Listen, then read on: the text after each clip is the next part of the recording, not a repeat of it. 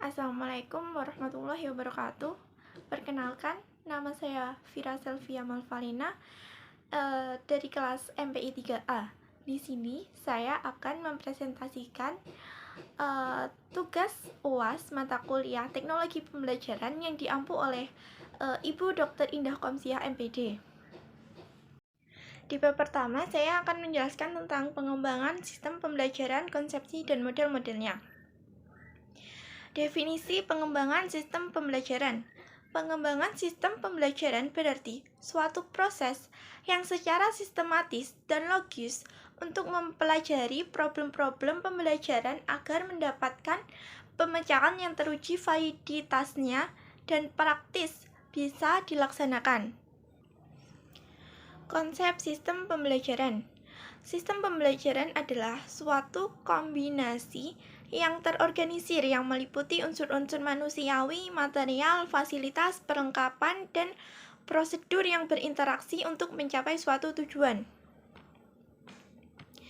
Di dalam konsep sistem pembelajaran, terdapat 4 komponen dalam sistem pembelajaran. Yang pertama adalah masukan atau input. Masukan adalah tersedianya seluruh kebutuhan yang sudah ditentukan dan menjadi kepentingan proses pendidikan dalam pembelajaran. Masukan atau input sebagai pemandu berjalannya proses pembelajaran. Berarti di sini input itu adalah pemandu jalannya proses pembelajaran. Di dalam bagian yang termasuk dalam input tersebut adalah kurikulum, peserta didik, pendidik, dan sarana dan prasarana. Yang kedua yaitu proses. Proses merupakan serangkaian kegiatan manajemen, pengolahan, dan metode pembelajaran yang dilakukan oleh pendidik sebagai program kerja untuk meningkatkan nilai pada masukan atau input agar lebih berkualitas dan bermutu. Yang termasuk dalam proses di sini adalah materi pembelajaran, metode pembelajaran, media pembelajaran, dan evaluasi. Yang ketiga yaitu luaran atau output. Luaran atau output menjadi salah satu hasil kinerja yang dihasilkan oleh peserta didik dalam tujuan pencapaian pembelajaran. Yang keempat yaitu umpan balik atau feedback.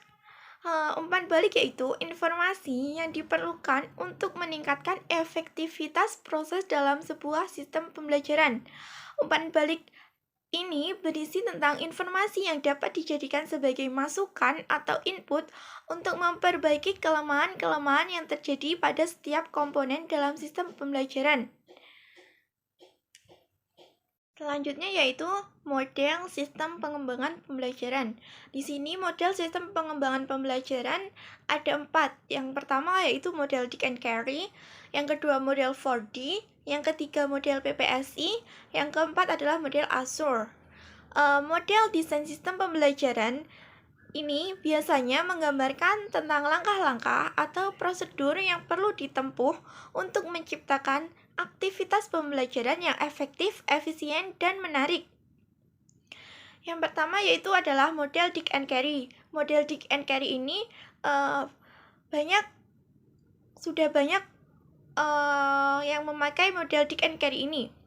Di dalam model Dick and Carey di sini, model yang mereka kembangkan didasarkan pada penggunaan pendekatan sistem atau system approach terhadap komponen-komponen dasar dari desain sistem pembelajaran yang meliputi analisis, desain, pengembangan, implementasi, dan evaluasi.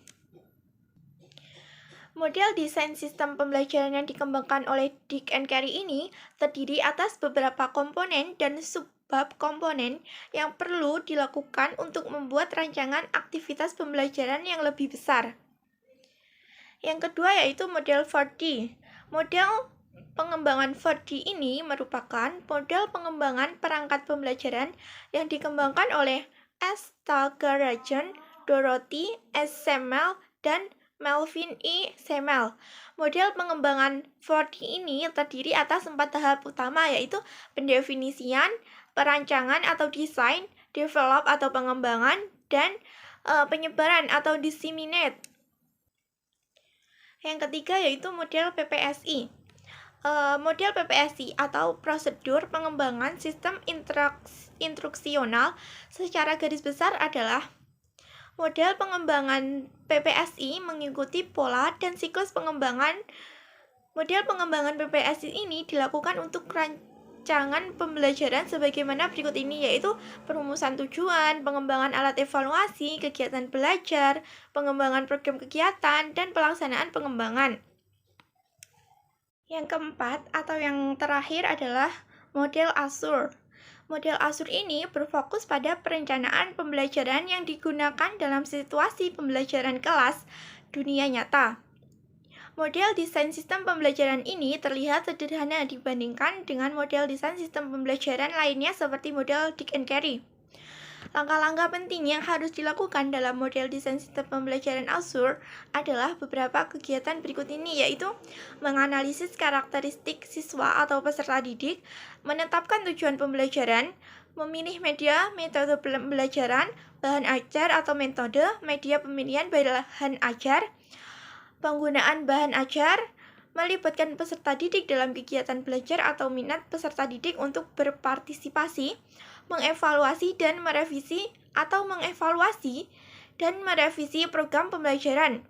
Model Azure merupakan model desain sistem pembelajaran yang praktis dan mudah diterapkan untuk merancang kegiatan pembelajaran baik yang bersifat kostum maupun klasik. Di bab yang kedua, saya akan menjelaskan tentang pemanfaatan teknologi komunikasi dalam pengembangan pendidikan. Perkembangan teknologi saat ini berkembang dengan sangat pesat, sehingga mendorong terjadinya banyak perubahan yang memunculkan pemanfaatan teknologi sebagai sarana komunikasi dalam pembelajaran. Tentunya, pendidik dan peserta didik harus terbiasa terhadap kebiasaan-kebiasaan baru, khususnya dengan teknologi digital sebagai suatu media komunikasi dalam sebuah proses pembelajaran. Pemanfaatan teknologi komunikasi dalam proses pembelajaran merupakan suatu sistem yang memfasilitasi peserta didik untuk belajar lebih luas, lebih banyak, dan juga bervariasi dalam bentuk video, visual, audiovisual, teks, dan sebagainya. Melalui fasilitas yang tersedia di sistem tersebut, peserta didik dapat belajar kapan saja, di mana saja, tanpa terbatas oleh jarak dan waktu. Pemanfaatan teknologi komunikasi. Pemanfaatan teknologi komunikasi di sini terbagi menjadi 4. Yang pertama yaitu e-learning, merupakan proses pembelajaran menggunakan website atau disebut dengan WBE, Web Based Learning. Pembelajaran berbasis web ini dapat diakses dengan jaringan internet. Yang kedua yaitu blended learning, merupakan model pembelajaran yang menggabungkan beberapa model pembelajaran. Umumnya, model-model pembelajaran yang digabungkan berupa model pembelajaran face-to-face atau tatap muka, offline learning, dan online learning. Tujuannya yaitu untuk mencari kombinasi model-model pembelajaran yang efektif dan untuk mencapai keaktifan pembelajaran. Yang ketiga yaitu pembelajaran jarak jauh, merupakan pembelajaran dengan menggunakan media pembelajaran atau teknologi yang sudah ada.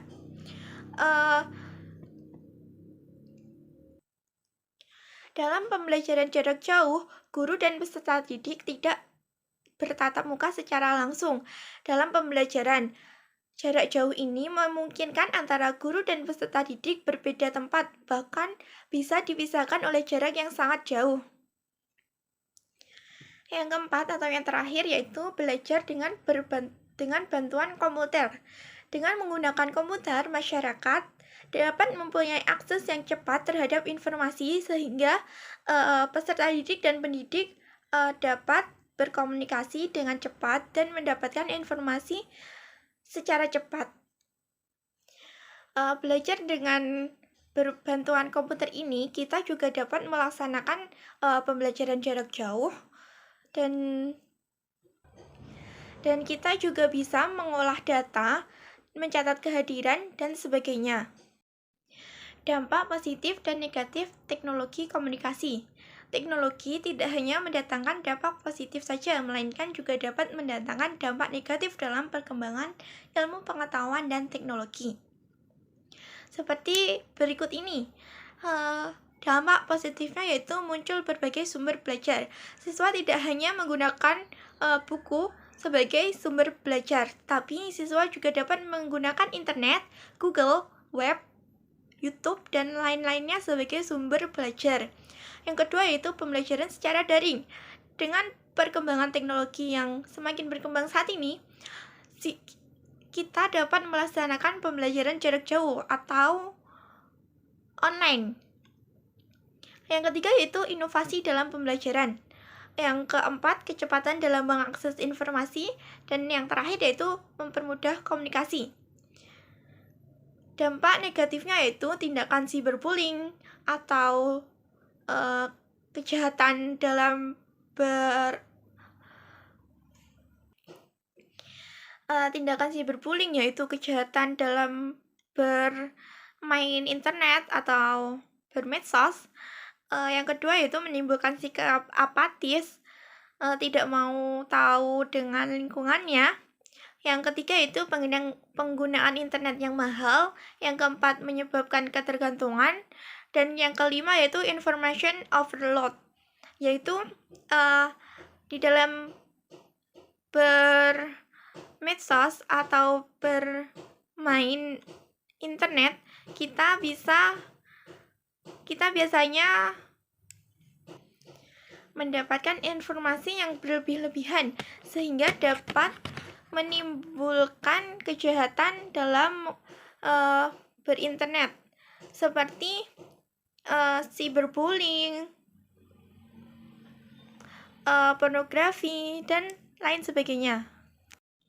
Di bab yang ketiga, saya akan menjelaskan tentang teknologi informasi dalam teknologi pembelajaran. Pengertian dari teknologi informasi itu sendiri adalah suatu teknologi yang digunakan untuk mengolah data, termasuk memproses, mendapatkan, menyusun, menyimpan, memanipulasi data, berbagai cara untuk menghasilkan informasi yang berkualitas, yaitu informasi yang relevan, akurat, dan tepat waktu yang digunakan untuk keperluan pribadi, bisnis, dan pemerintahan yang merupakan aspek strategi untuk pengambilan keputusan. Peranan teknologi informasi dalam teknologi pembelajaran adalah yang pertama yaitu sebagai sarana yang membantu dan melengkapi proses belajar mengajar secara praktis dan modern. Yang kedua yaitu teknologi informasi dan komunikasi bertindak sebagai wahana pembelajaran untuk menyampaikan materi pendidikan secara cepat, tepat, dan efisien. Yang ketiga yaitu sarana yang dapat membantu mengambil, mengolah, menyimpan, hingga menyajikan data dengan cepat, tepat, dan efisien.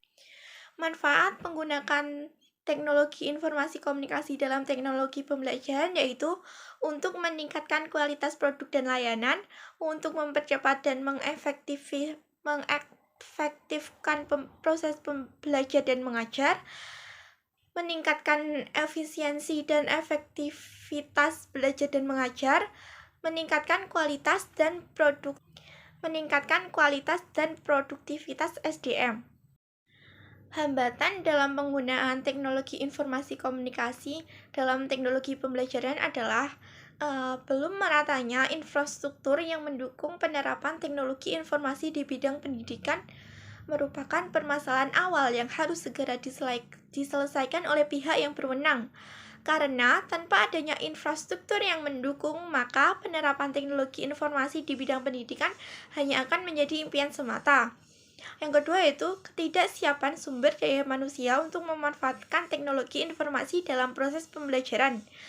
Ketidaksiapan ini dikarenakan pada pola kebiasaan pembelajaran yang masih belum menganggap penting peranan teknologi informasi dalam meningkatkan kualitas pembelajaran. Di bab yang keempat, saya akan menjelaskan tentang pengembangan media berbasis visual dan audiovisual pada pembelajaran. Pengertian media pembelajaran berbasis visual. Media pembelajaran berbasis visual adalah proses penyampaian pesan dari sumber ke penerima pesan melalui media penglihatan sehingga dapat merangsang pikiran, perasaan, dan minat serta perhatian siswa pada proses pembelajaran.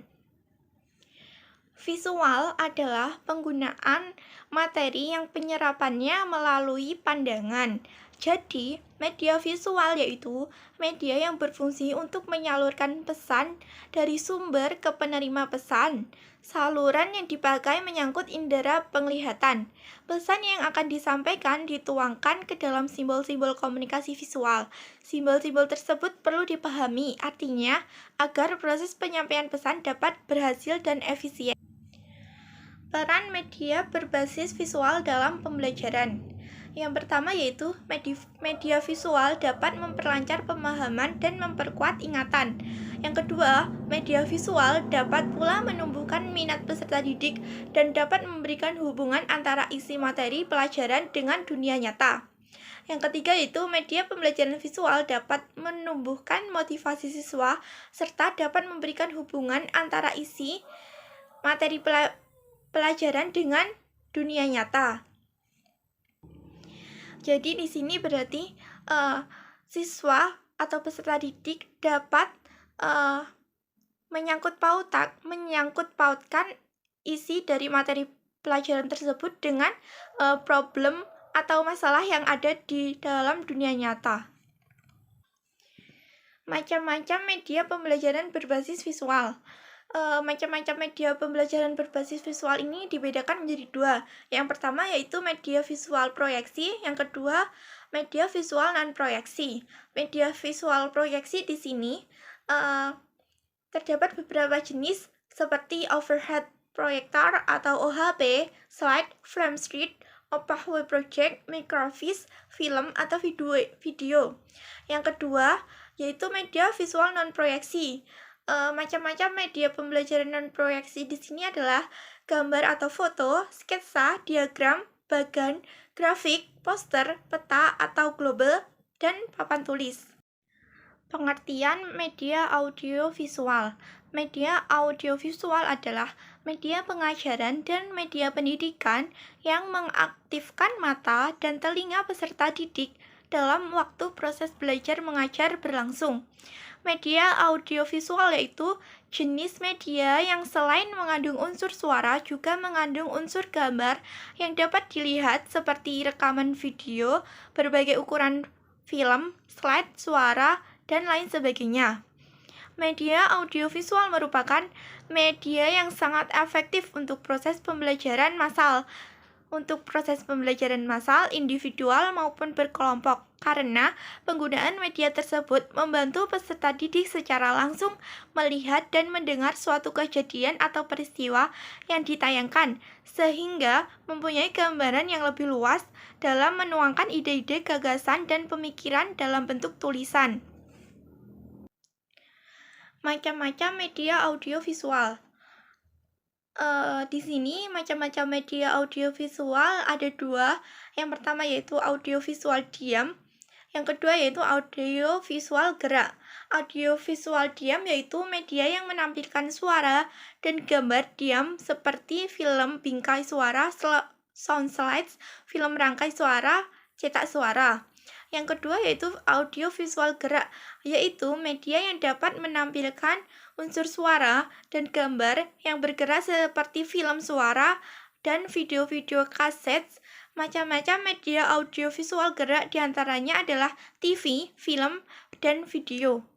Positif dari media audiovisual pada pembelajaran yaitu bahan pengajaran akan lebih jelas maknanya sehingga dapat lebih dipahami oleh para siswa dan memungkinkan siswa untuk menguasai tujuan pengajaran menjadi lebih baik. Mengajar akan menjadi lebih bervariasi. Siswa lebih banyak melakukan kegiatan belajar, sebab tidak hanya mendengarkan uraian guru tetapi juga aktivitas mengamati, melakukan mendemonstrasi, dan lain-lain. Pengajaran akan lebih menarik perhatian siswa sehingga dapat menumbuhkan motivasi belajar. Dampak negatifnya yaitu media audio yang lebih banyak menggunakan suara dan bahasa verbal hanya mungkin dapat dipahami oleh para pendengar yang mempunyai tingkat penguasaan kata dan bahasa yang baik. Penyajian materi melalui audio dapat menimbulkan verbalisme bagi pendengar, kurang mampu menampilkan detail dari objek yang disajikan secara sempurna. Di bab yang kelima, saya akan menjelaskan tentang pengembangan media berbasis komputer, Microsoft PowerPoint, dan internet pada pembelajaran. Pengertian media pembelajaran berbasis komputer. Media pembelajaran berbasis komputer adalah penggunaan perangkat komputer dalam melakukan proses pembelajaran. Pada dasarnya, pemakaian komputer ini dimaksudkan untuk mengefektifkan proses pembelajaran. Penggunaan komputer dalam dunia pendidikan tidak hanya sebagai media pembelajaran, tetapi juga digunakan dalam penggunaan seperti administrasi sekolah dan lain sebagainya. Manfaat media pembelajaran berbasis komputer. Yang pertama adalah meningkatkan efektivitas dan efisiensi dalam pembelajaran. Yang kedua, peserta didik mampu menciptakan sesuatu yang baru dan mampu memanfaatkannya. Yang ketiga, mendorong peserta didik dalam mengekspresikan gagasan sebagai wujud kreativitas dengan menggunakan media pembelajaran berbasis komputer. Yang keempat, mendorong pendidik untuk lebih kreatif dalam merancang media pembelajaran melalui komputer. Macam-macam media pembelajaran berbasis komputer yaitu presentasi melalui PowerPoint, CD, DVD, multimedia, video pembelajaran, dan internet. Pengertian media pembelajaran Microsoft PowerPoint. Media PowerPoint adalah salah satu media presentasi yang disajikan dengan rangsangan-rangsangan multimedia meliputi teks, audio, visual, video, animasi, dan lain sebagainya yang dirancang sedemikian rupa sehingga dapat melakukan sebagaimana fungsinya sebagai media pembelajaran. Presentasi PowerPoint adalah suatu cara yang digunakan untuk memperkenalkan atau menjelaskan tentang segala hal yang dirangkum dan dikemas ke dalam beberapa slide sehingga orang yang menyimak lebih dapat memahami penjelasan melalui visualisasi yang terangkum dalam slide baik berupa teks, gambar atau grafik, suara, film, dan sebagainya. Karakteristik media pembelajaran PowerPoint. Yang pertama yaitu kesederhanaan. Di dalam kesederhanaan yaitu elemen yang lebih sedikit, memudahkan dalam menangkap dan memahami pesan yang disajikan secara visual. Yang kedua yaitu keterpaduan. Di dalam media pembelajaran PowerPoint ini terdapat keterpaduan elemen tersebut harus saling terkait dan menyatu sebagai satu keseluruhan. Yang ketiga yaitu penekanan. Elemen tersebut harus saling terkait dan menyatu sebagai suatu keseluruhan. Yang keempat yaitu keseimbangan. Bentuk atau pola yang dipilih sebaiknya menempati ruang penayangan yang memberikan persepsi keseimbangan meskipun tidak seluruhnya simetris. Penerapan media PowerPoint dalam pembelajaran yaitu menggunakan teks, penggunaan gambar, penggunaan video klip, dan penggunaan efek visual dalam PowerPoint. Pengertian media pembelajaran berbasis internet. Media pembelajaran berbasis internet merupakan alat bantu yang berisikan materi pelajaran yang digunakan oleh pendidik dalam proses belajar yang diakses dan disampaikan melalui internet, sehingga pembelajaran akan lebih menarik perhatian peserta didik. Media pembelajaran berbasis internet memanfaatkan keunggulan internet dalam menyebarkan informasi dan memfasilitasi akses yang lebih luas kepada pembelajar di berbagai lokasi. Macam-macam media pembelajaran berbasis internet. Yang pertama yaitu e-learning. Melalui e-learning, peserta didik tidak hanya mendengarkan uraian materi dari pendidik, tetapi juga aktif mengamati, melakukan, mendemonstrasikan, dan lain sebagainya. Yang kedua yaitu blog, media berbasis internet yang dapat digunakan secara personal, baik individual maupun institusional. Yang ketiga yaitu Google Scholar, Salah satu fitur Google yang sangat bermanfaat dalam membuat karya ilmiah karena menyediakan literatur akademis atau ilmiah dari berbagai disiplin ilmu, baik yang berupa buku, abstrak, maupun artikel. Fungsi media pembelajaran berbasis internet, yaitu yang pertama sebagai suplemen atau tambahan. Fungsinya sebagai sumber tambahan belajar. Yang kedua yaitu komplement atau pelengkap, sebagai materi tambahan, media latihan, atau alat bantu dalam penugasan. Yang ketiga itu substitusi atau pengganti, digunakan untuk menggantikan sebagian dari pembelajaran tatap muka. Baik, sekian video presentasi dari saya. Jika ada kurang atau lebihnya dalam penyampaian materi dari saya, mohon dimaafkan. Sekian presentasi dari saya. Wabillahi taufik wal hidayah. Wassalamualaikum warahmatullahi wabarakatuh.